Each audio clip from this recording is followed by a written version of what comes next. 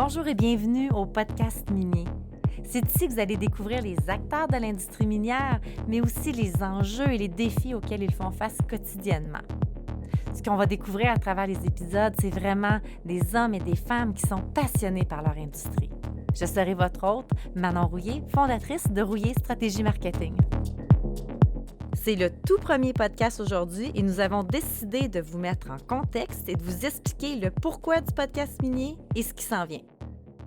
Laissez-moi vous parler de la fille qui sera derrière le micro et celle qui va passer tout ce beau monde en entrevue, moi, Manon Rouillé. Oui, j'aime vraiment parler, mais j'ai pas vraiment l'habitude de faire des longs monologues sur moi. Mais pour que vous compreniez c'est qui la fille qui sera dans vos oreilles à parler du minier, je pense que c'est un passage nécessaire. En fait, pour être vraiment franche, c'est pas mal l'équipe du podcast Rouillé qui l'a fortement suggéré. Sans vouloir vous raconter ma vie en détail, je vais quand même vous mettre légèrement en contexte. Je suis une fille d'entrepreneur qui a grandi en Abitibi. L'entreprise familiale, une compagnie de forage au diamant, Forage Rouillé, a été fondée peu après ma naissance. Ceci dit, je crois vraiment que mon père m'a plus transmis la fibre entrepreneuriale et que l'Abitibi, elle, m'a transmis vraiment ma passion pour l'industrie minière. L'Abitibi-Témiscamingue, c'est la principale région minière du Québec. On est même reconnu au niveau international. Écoutez, l'Abitibi est riche d'une importante histoire minière. On parle de 170 mines étant ou ayant été exploitées, dont 130 qui sont dans le corridor de Rouyn-Val-d'Or. Vous pouvez comprendre que pour les citoyens de l'Abitibi, la cohabitation avec cette industrie se fait tout naturellement. J'ai quand même quitté tôt ma terre natale. À 15 ans, ce que j'en comprends aujourd'hui avec l'agence, c'est que j'aurais monté mon premier plan de communication marketing pour convaincre mon père de m'envoyer étudier l'anglais à Bishop College School à Lennoxville. Étant donné qu'il a dit oui, il faut croire que ma carrière en communication marketing a été lancée à ce moment crucial-là de ma vie.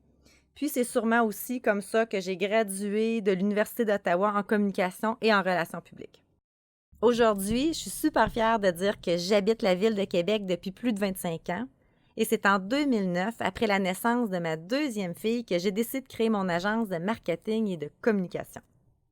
La niche allait être, vous l'avez deviné sûrement, l'industrie minière et le premier territoire à desservir, l'Abitibi.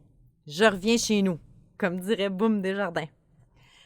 Aujourd'hui, l'agence Rouillé Stratégie Marketing fait non seulement partie de l'écosystème minier, mais nous travaillons également dans d'autres domaines, principalement avec des entreprises manufacturières. Oui, on fait partie de l'écosystème minier, mais ceci dit, je ne suis pas une professionnelle technique de l'industrie minière, mais en intervenant depuis plus de 10 ans au niveau des communications et du marketing, on en apprend beaucoup. L'agence est là pour aider à la croissance de nos clients, en augmentant la quantité et la qualité des prospects, puis en travaillant aussi la notoriété de nos clients pour augmenter les ventes et attirer également des nouveaux employés. À travers tout ça, notre mission interne a toujours été de valoriser l'industrie minière. Donc, à la question « Pourquoi avoir décidé de faire ce podcast? » Eh bien, c'est pour toutes ces raisons, mais aussi je voulais vraiment contribuer à ma façon à l'industrie minière. Parfois, elle a mauvaise presse, mais il faut aussi comprendre que l'industrie a beaucoup changé dans les dernières années, surtout avec l'innovation et les nouvelles technologies. Les juniors ont de la difficulté à aller chercher du nouveau financement. Les fournisseurs ne connaissent pas toujours toutes les problématiques liées à opérer une mine. Et la mine, elle, ne réalise pas toujours qu'il y a un coût à obtenir des fournisseurs locaux. La communauté, de son côté, n'est pas toujours bien informée des processus et de la réglementation obligatoire de l'industrie. Et vice-versa, l'industrie parfois n'a pas la connaissance du territoire et des gens qu'elle va côtoyer. Finalement, le plus important pour moi, en fait, c'est ce qui m'a poussé à créer le podcast minier, c'est la valorisation du domaine pour attirer une nouvelle génération. Une nouvelle génération qui pense et qui agit différemment. Alors, comment aller les rejoindre, oui, au niveau du recrutement, mais aussi au niveau de l'investissement? Voilà ce que j'ai le goût de discuter avec tous les invités qui vont passer au podcast minier. Quelques-uns des sujets que j'aimerais aborder, puis évidemment, là, la liste va s'allonger dans les prochaines semaines. Mais quelques-uns des sujets, ça va vraiment être sur le développement durable, les femmes dans l'industrie minière, les communautés d'accueil, la pénurie de main-d'œuvre, le financement. Et tout simplement, on va découvrir l'homme ou la femme passionné par son industrie. Je tiens vraiment à vous rassurer que le podcast minier n'est pas là pour faire la promotion des services de Rouillé Stratégie Marketing. C'est vraiment une plateforme dédiée pour l'industrie minière. Et pourquoi utiliser le podcast? C'est qu'à la base, en tout cas, les gens qui me connaissent vraiment bien savent que je suis une fan finie des podcasts. Pour moi, là, c'est tellement un médium facile qu'on peut écouter dans le trafic, en s'entraînant, en allant marcher dans le bois. C'est pratique, facile et surtout, ça nous permet d'en apprendre davantage sur des sujets qui nous intéressent.